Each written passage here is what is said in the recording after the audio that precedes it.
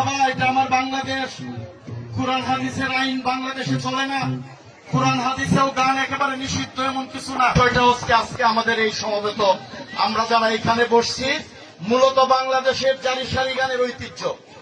বাংলাদেশের ঐতিহ্য হয়েছে আমাদের এই জারি সারি বাউল গান। এগুলো আমাদের এই সমাজ থেকে উঠে যাচ্ছে। আমরা যারা ইদানিং করার চেষ্টা করতেছি, এইগুলা বাধা দেওয়ার জন্য একটা শ্রেণী কিন্তু উঠে পড়ে লেগে আছে। যে কোনো ধরনের গান হইলেই হবে না, এগুলো দেওয়া যাবে না।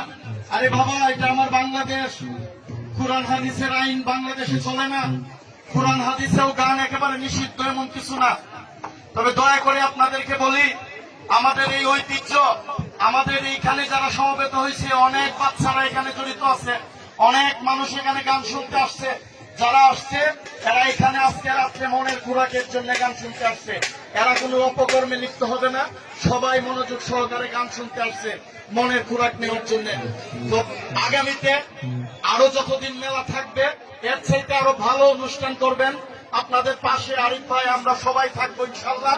এর চাইতে আরো ভালো গান আমরা যাতে উপহার দিতে পারি, সবাই আমাদের জন্য দোয়া করবেন, এই আয়োজক কমিটির জন্য দোয়া করবেন।